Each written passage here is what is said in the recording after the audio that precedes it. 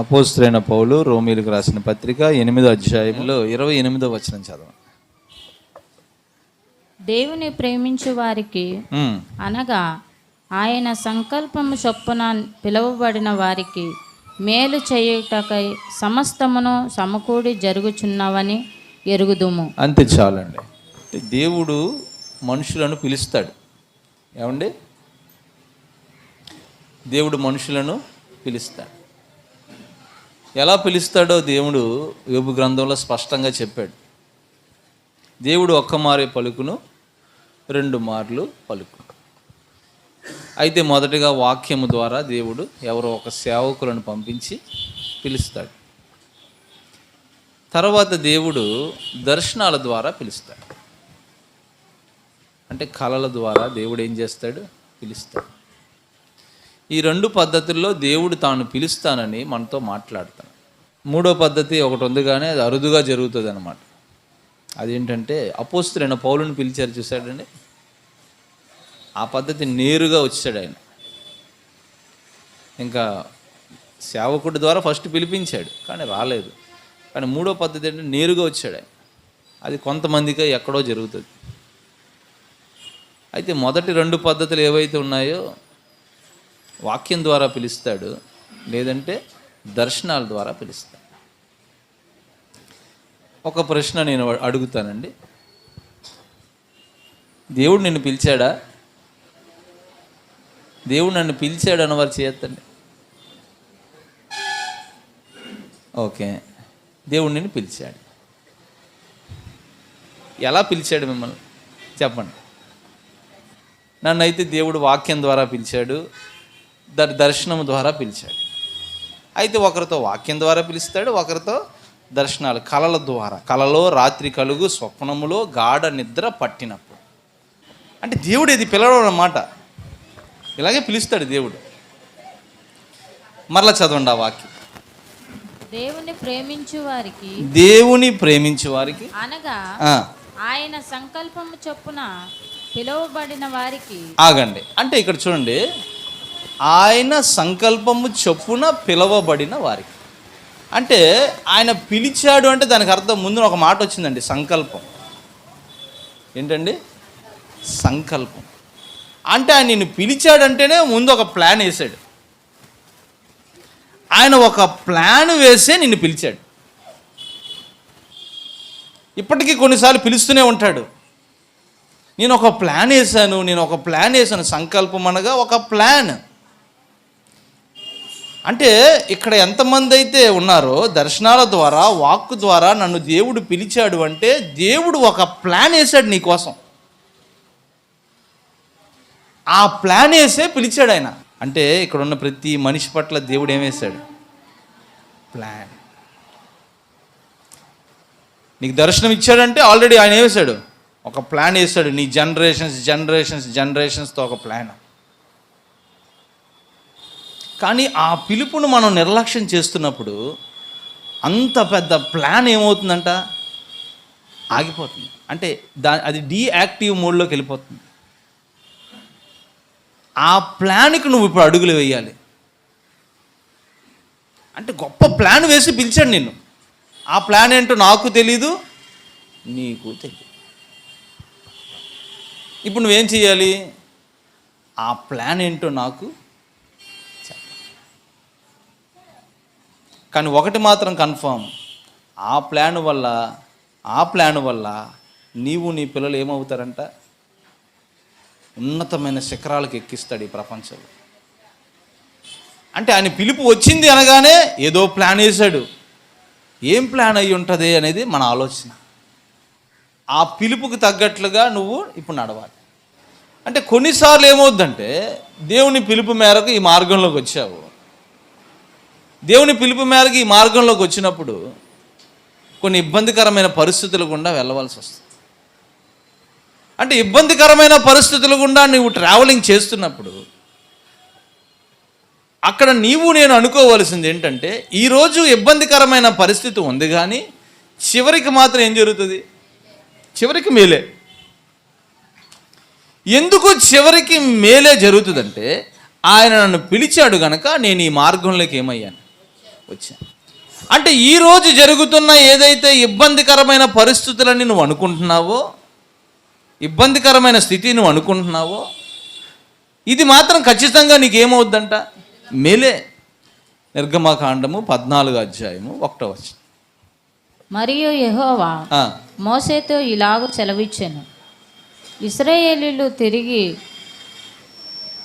పీహహీరోతు ఎదుట అనగా మిగ్దోలుకు సముద్రమునకు మధ్యనున్న బయల్సెపోను నెదుటను దిగవలెనని వారితో చెప్పుము. దాని ఎదుటి సముద్రమునొద్ద వారు దిగవలెను. ఫరో ఇశ్రాయేలులను గూర్చి, వారు ఈ దేశంలో చిక్కబడి ఉన్నారు, అరణ్యము వారిని మూసివేసేనని అనుకొనును. ఓకే, ఇక్కడ చూడండి, దేవుని ప్రేమించే వారికి అంతా కూడా ఏం జరుగుతుందంటండి? మేలే. ఇప్పుడు దేవుని పిలుపు మేరకు వీరు ఈజిప్తును వదిలారు. ఎవరు? ఇజ్రాయేలు ప్రజలు. దేవుడు వారిని పిలిచాడు, మోషేని పిలిచాడు. ఆ పిలుపు మేరకు వారు ఈజిప్తును వదిలి ప్రయాణం చేస్తున్నారు. ఇప్పుడు దేవుడు ఏం చేశాడంటే, మీరందరూ కూడా ఈ సముద్రం దగ్గరికి రండి అన్నాడు. అంటే సముద్రం దగ్గరికి రప్పించింది దేవుడే. ఏమండి? ఇప్పుడు సముద్రం దగ్గరికి వారు వచ్చిన తర్వాత ఫరో ఏమనుకున్నాడంటే, అరణ్యము సముద్రము వారికి అడ్డుగా ఉన్నాయి, ఇక వారు తప్పించుకోలేరు అనుకున్నాడు. అంటే దేవుని పిలుపు మేరకే వచ్చారు కదా. అంటే ఇప్పుడు వారి జీవితంలో ఏ మేలు జరిగిందో మనకు తెలుసు. ఆ సముద్రం ఏమైంది?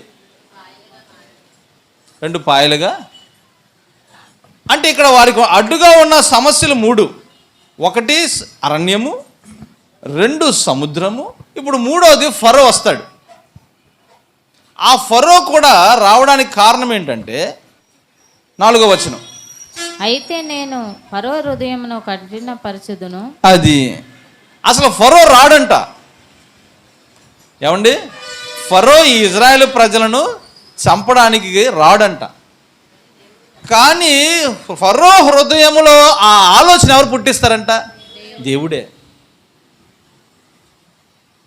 ఆల్రెడీ అరణ్యం ఒక సమస్య, ఆల్రెడీ సముద్రం ఒక సమస్య, మళ్ళీ ఇక్కడ 3వ సమస్యని దేవుడు ఏం చేస్తున్నాడు అంటే, ఫరోకి ఆలోచన లేదు, ఫరో సైన్యానికి ఆలోచన లేదు.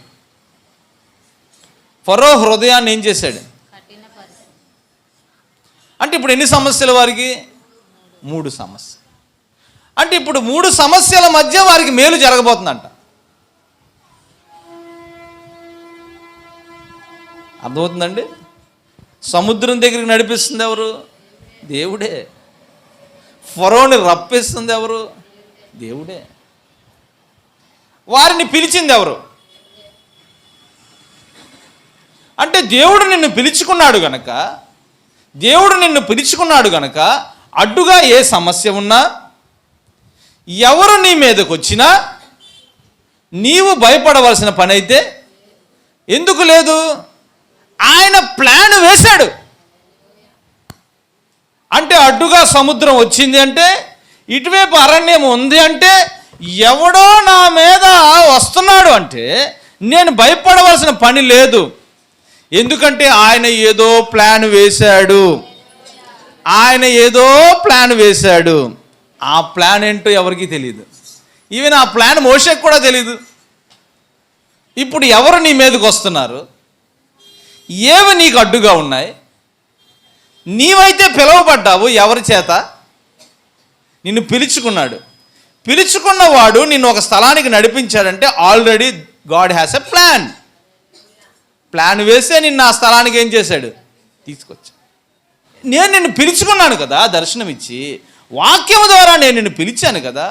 ప్లాన్స్ లేవనుకుంటున్నావా? ఈరోజు నీకేదో ఒక ఇబ్బందికరమైన స్థితి కుటుంబంలో ఉంది అని నా ప్లాన్ మారిపోయింది అనుకుంటున్నావా? ప్లాన్ మారదు.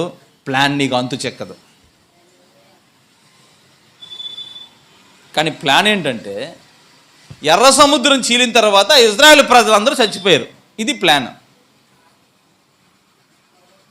ఎర్ర సముద్రం చీలిన తర్వాత మోషే చచ్చిపోయాడు. ఇది ప్లాన్.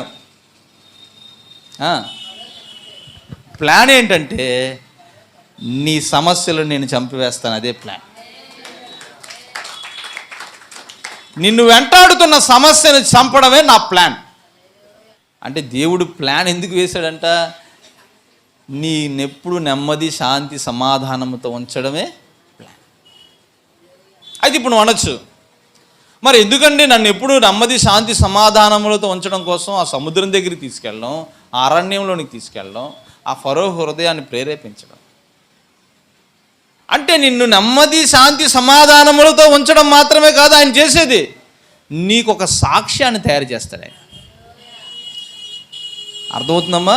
నీకు ఒక సాక్ష్యాన్ని తయారు చేసి ఆ సాక్ష్యము ఇతరులకు నువ్వు చెప్పడం వల్ల అనేకులు మరలా ఏమవుతారు? నీ వల్ల ఆయన రక్షణలోనికి వస్తారు.